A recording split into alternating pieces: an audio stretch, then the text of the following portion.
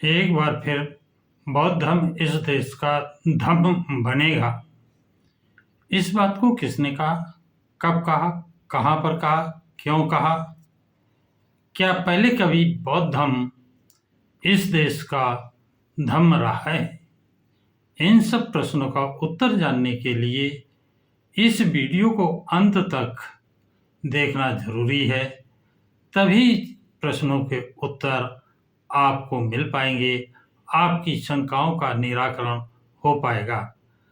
पहले बता दूं कि ये प्रसंग बाबा साहब की राइटिंग एंड स्पीचेस खंड 40 के पेज नंबर 194 से 196 से लिया गया है। इसकी प्रामाणिकता ये है कि ये बाबा साहब की राइटिंग से लिया है। ये बात है 14 जनवरी 1951, दिन था रविवार का, समय था शाम के 6 बजे। केंद्रीय कानून मंत्री डॉक्टर बाबा साहब अम्बेडकर मुंबई के बर्ली इलाके में बुद्ध दूत सोसाइटी द्वारा आयोजित मेले में आए। बाबा साहब ठीक 6 बजे कार्यक्रम पंडाल में आए।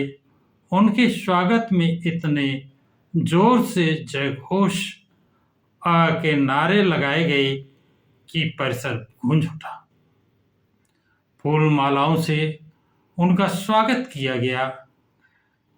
प्रोफेसर भागवत ने लोगों से कहा कि बुद्ध तथा उनके द्वारा दुनिया को मिले अद्वितीय बौद्ध धर्म के बारे में लोगों को जानकारी मिले, इस उद्देश्य से यह मेला आयोजित किया गया है।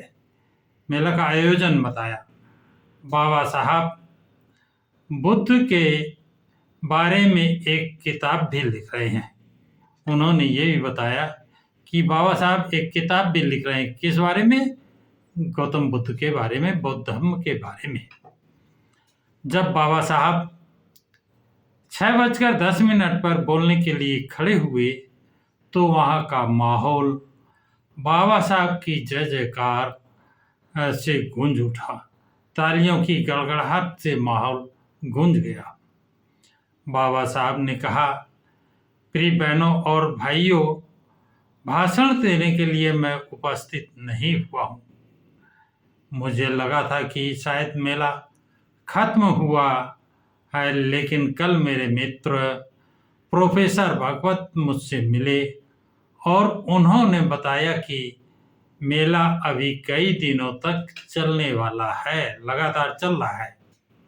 यहाँ आने के लिए मेरे पास समय नहीं था, लेकिन लोगों के आग्रह के कारण मैं ना भी नहीं कर सका और मैं हाजिर हूँ। बाबा साहब कहते हैं समय नहीं था, लेकिन लोगों के आग्रह के कारण मैं आया हूँ और आपके सामने हाजिर हूँ। ऐसे समारोह में उपस्थित रहने के क्या परिणाम निकलते हैं, मैं अच्छी तरह से जानता हूँ। बोलने की कोई भी तैयारी किए बिना मैं आया हूँ। शतकों से चले आ रहे धम्म का दिन अगर मानना हुआ तो कौन सा दिन तय किया जाए? सवाल ये है कि धम्म का दिन कौन सा तय किया जाए। कभी लगता है कि शिवरात्रि के दिन को ही सम्मान मिलना चाहिए, तो कभी लगता है कि ये दिन राम जयंती या कृष्ण जयंती के दिन मनाया जाए। हिंदू धर्म की संस्कृति द्वारा तय किए गए दिनों के अलावा कोई अन्य विकल्प हमारे दिमाग में नहीं आ रहा है, नहीं आता। बुद्ध का दिन मनाया जाए ये कल्पना तक किसी के मन में नहीं होती। आश्चर्य की बात है कि क्यों ऐसा होता है, इसकी वजह मेरी समझ में नहीं आती। बुद्ध इस दुनिया में 80 वर्ष तक जीवित रहे। अपनी उम्र के 45 साल उन्होंने इस देश में बौद्ध धर्म के प्रचार करने में विधाई। बाबा साहब बुद्ध और शंकराचार्य में तुलना करते हुए कहते हैं कि आज शंकराचार्य के पास जैसी मोटर गाड़ी है वैसी मोटर गाड़ी उनके पास नहीं थी, यानी बुद्ध के पास नहीं थी। उनके पास सादी गाड़ी भी नहीं थी, घोड़ा तक नहीं था, यातायात का कोई साधन उन्हें उपलब्ध नहीं था। इसके बावजूद देश के कल्याण के लिए वो जम्मू से लेकर कन्याकुमारी तक पैदल घूमे। बौद्ध धर्म इस देश में 1200 सालों तक रहा। बाबा साहब इतिहास बताते हैं कि कितने सालों रहा? 1200 साल तक बौद्ध धर्म इस देश में रहा है। इस दौरान जिसने भिक्षा मांगकर अपना जीवन बिताया, कई मुसीबतें झेली, आज इस देश में उनका कोई नाम नहीं लेता। अफसोस दिखा रहे हैं कि आज उनका कोई नाम नहीं ले रहा है। कभी कभी झूठ की जय होती है, सच्चाई की जय नहीं होती है। यह भी ऐसी ही बात है। लेकिन सब कुछ यह बात ध्यान में रखें, लेकिन सब लोग यह बात ध्यान में रखें कि कभी ना कभी सत्य की भी जय होगी, और आज वो समय आ गया है कि सत्य की जय होगी। 1200 सालों का धम्म एक बार फिर इस देश का धम्म बनेगा, इसका मुझे विश्वास है। लोगों ने तालियां बजा करके बाबा साहब की बात का स्वागत किया। बाबा साहब की भविष्यवाणी अब देखें कि चरितार्थ होती नजर आ रही है। जगह जगह बौद्ध धर्म लोग ग्रहण कर रहे हैं। हिंदू धर्म के विषय में बाबा साहब कहते हैं कि यह किसी नदी की तरह है। दो नदियों का संगम बनता है और उससे एक तीसरी नदी तैयार होती है, तीसरी नदी पैदा होती है। हिंदू धर्म ऐसी ही नदी की तरह बना है। इस नदी का पानी साफ होता है, यानी एक नदी का पानी साफ होता है और दूसरी नदी का पानी गंदा होता है। इन दोनों का जब मिलन होता है तब साफ पानी भी गंदा हो जाता है। अलग जब दोनों नदियां मिलेंगी तो एक का गंदा है, एक का साफ है। स्वाभाविक है कि वो पानी, साफ पानी भी गंदा हो जाएगा, पीने लायक नहीं रहेगा, यूज करने लायक नहीं रहेगा। इसी प्रकार हिंदू धर्म की नदी में दो तरह का पानी बहकर आया है। बाबा साहब कहाँ तुलना कर रहे हैं? देखिए, साफ बौद्ध धर्म की नदी और ब्राह्मणी धर्म का गलिच्छ नाला, इन दोनों के संगम के कारण हिंदू धर्म की गंदली हो गई है। उसमें से गंदा और अच्छा पानी अलग करना होगा, तभी गंदगी साफ की जा सकती है। यहाँ के भिक्षु मित्र ने बताया कि कई लोग दीक्षा लेना चाहते हैं, लेकिन उनसे मैंने कहा कि बौद्ध होना आसान नहीं है। बौद्ध होना आसान नहीं है। इसीलिए मैं और हमारे लोग मिलकर कुछ नियम बनाने वाले हैं। जो लोग उन नियमों का पालन करेंगे, केवल उन्हें ही दीक्षा दी जाएगी। बौद्ध धर्म की दीक्षा लेने के बाद आप हिंदू धर्म की राय और देवता हिंदू धर्म की राय और देवता बौद्ध धर्म में नहीं ला सकते। हिंदू धर्म की राय और देवता बौद्ध धर्म में नहीं ला सकते। घर का खंडोवा मतलब भगवान की पूजा और बाहर बुद्ध, ऐसा नहीं चल सकता कि घर में हिंदू रहे बाहर बौद्ध रहे। तो बाबा साहब कहते हैं ऐसा नहीं चल सकता। साथ ही हिंदुओं को दीक्षा लेनी होगी, उन्हें हिंदू धर्म की कुरीतियों का त्याग करना होगा। जाति मानने वाले लोग बौद्ध बनते हैं और फिर बौद्ध धर्म को ब्राह्मण धर्म बनाते हैं।